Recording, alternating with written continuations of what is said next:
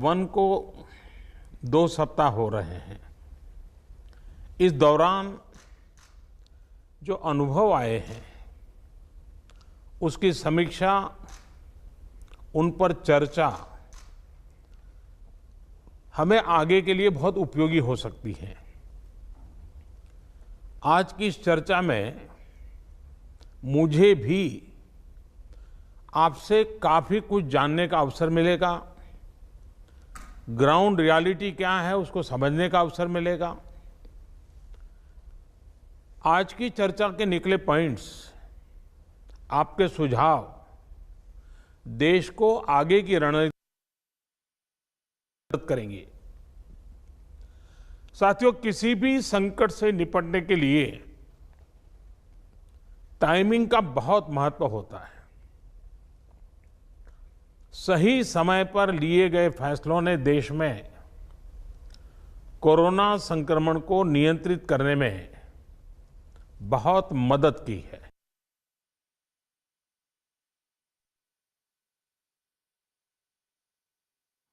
और इस बीच आपको बता दें, कोरोना संकट पर प्रधानमंत्री मोदी बोल रहे थे और वो लगातार ये बताने की कोशिश कर रहे थे कि इस तरह के हालात में हमें किस तरह अपनी लड़ाई को आगे बढ़ाना है। जब कोरोना दुनिया के अनेक देशों में चर्चा का विषय भी नहीं बना था, तब भारत ने इससे निपटने के लिए तैयारियां शुरू कर दी थी, फैसले लेने शुरू कर दिए थे। हमने एक एक भारतीय की जिंदगी को बचाने के लिए दिन रात मेहनत की है। बीते हफ्तों में हजारों की संख्या में हमारे भारतीय भाई बहन विदेश से अपने वतन वापस लौटे हैं। बीते हफ्तों में लाखों की संख्या में प्रवासी श्रमिक अपने अपने गांव पहुंचे हैं। रेल, रोड, एयर, सी सारे मार्ग करीब करीब अब खुल चुके हैं।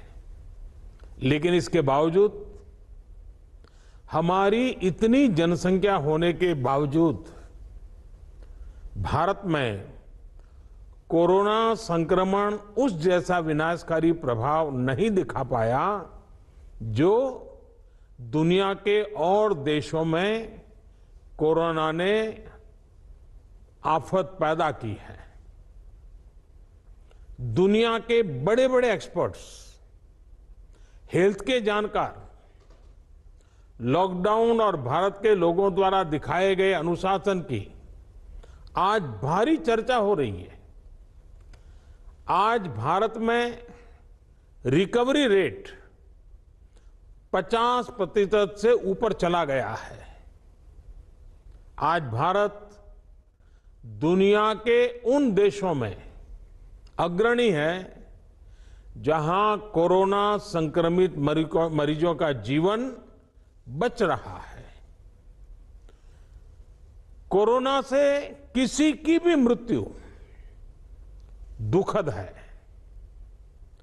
हमारे लिए किसी एक भारतीय की भी मृत्यु असहज करने देने वाली है। लेकिन ये भी सच है कि आज भारत दुनिया के उन देशों में है जहां कोरोना की वजह से सबसे कम मृत्यु हो रही है। अब अनेक राज्यों के अनुभव आज आत्मविश्वास जगाते हैं कि भारत कोरोना के इस संकट में अपने नुकसान को सीमित करते हुए आगे बढ़ सकता है, अपनी अर्थव्यवस्था को तेजी से संभाल सकता है। साथियों, बीते 2 हफ्ते के अनलॉक 1 ने हमें एक बड़ा सबक ये भी दिया है कि अगर हम नियमों का पालन करते रहें, सारे दिशा निर्देशों को मानते रहे, तो कोरोना संकट से भारत को कम से कम नुकसान होगा। इसलिए मास्क या फेस कवर उस पर बहुत ज्यादा जोर देना अनिवार्य है, आवश्यक है। बिना मास्क या फेस कवर के घर से बाहर निकलने की अभी कल्पना करना भी सही नहीं है। ये जितना खुद उस व्यक्ति के लिए खतरनाक है, उतना ही उसके आसपास के लोगों के लिए भी।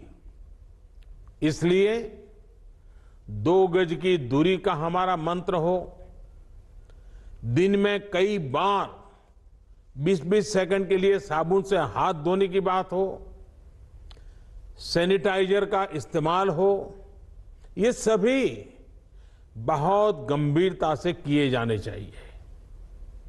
खुद की सुरक्षा के लिए, परिवार की सुरक्षा के लिए, विशेषकर घर के बच्चों और बुजुर्गों की सुरक्षा के लिए ये बहुत जरूरी है। अब तक लगभग सारे ऑफिसेस खुल चुके हैं। प्राइवेट सेक्टर में भी लोग ऑफिस जाने लगे हैं। बाजारों में, सड़कों पर भीड़ बढ़ने लगी है। तो ये सारे उपाय ही कोरोना को तेजी से फैलने से रोकने में मददगार होंगे। थोड़ी सी भी लापरवाही, थोड़ी सी भी ढिलाई, अनुशासन में कमी कोरोना के खिलाफ हम सभी की लड़ाई को कमजोर करेगा। और इतने दिनों की जो तपस्या है, उस पर पानी फिर जाएगा। हमें इस बात का हमेशा ध्यान रखना है कि हम कोरोना को जितना रोक पाएंगे, उसका बढ़ना जितना रोक पाएंगे, उतना ही हमारी अर्थव्यवस्था खुलेगी, हमारे दफ्तर खुलेंगे, मार्केट खुलेंगे, ट्रांसपोर्ट के साधन खुलेंगे और उतने ही रोजगार के नए अवसर भी बनेंगे। साथियों, आने वाले दिनों में अलग अलग राज्यों में इकोनॉमिक एक्टिविटी का जिस तरह विस्तार होगा, उससे मिले अनुभव दूसरे राज्यों को भी बहुत लाभ पहुंचाएंगे। बीते कुछ हफ्तों के प्रयासों से हमारी अर्थव्यवस्था में ग्रीन शूट्स दिखने लगे हैं। पावर कंजम्पशन जो पहले घटता जा रहा था, वो अब बढ़ना शुरू हुआ है। इस साल मई में फर्टिलाइजर की सेल बीते साल मई की अपेक्षा 2 गुनी हुई है। इस बार खरीफ की बुआई बीते साल की अपेक्षा करीब 12-13% ज्यादा हुई है। 2 व्हीलर्स का प्रोडक्शन लॉकडाउन से पहले के स्तर का करीब करीब 70% तक पहुंच चुका है। रिटेल में डिजिटल पेमेंट भी लॉकडाउन से पहले की स्थिति में पहुंच चुका है। इतना ही नहीं, मई में टोल कलेक्शन में बढ़ोतरी होना इकोनॉमिक एक्टिविटी में वृद्धि को दिखाता है।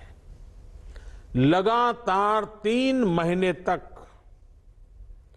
एक्सपोर्ट में कमी के बाद जून में एक्सपोर्ट फिर से बाउंस बैक करके पिछले साल के प्री कोविड पीरियड में पहुंच गया है। ये तमाम संकेत है जो हमें प्रोत्साहित कर रहे हैं, आगे बढ़ने के लिए प्रेरित कर रहे हैं। साथियों, आप में से अधिकतर राज्यों में एग्रीकल्चर, हॉर्टिकल्चर, फिशरीज और एमएसएमईज का हिस्सा बहुत बड़ा है।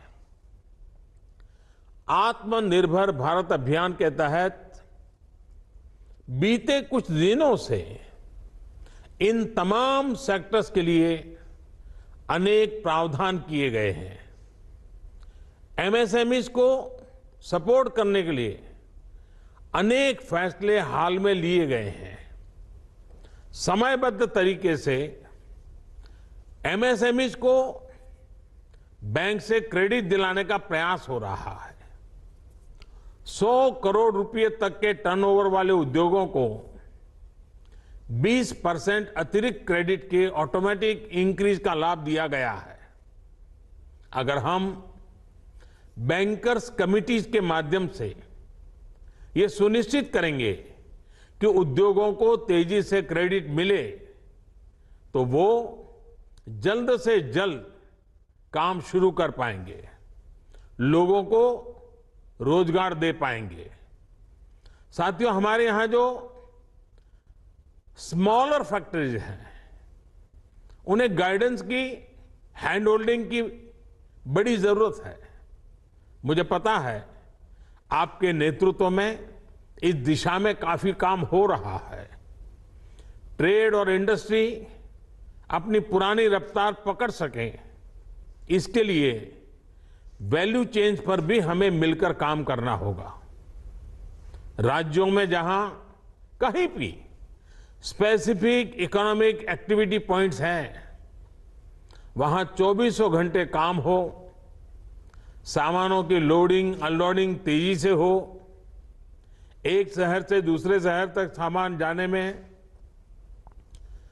स्थानीय स्तर पर किसी तरह की दिक्कत ना हो, तो इकोनॉमिक एक्टिविटी और तेजी से बढ़ेगी।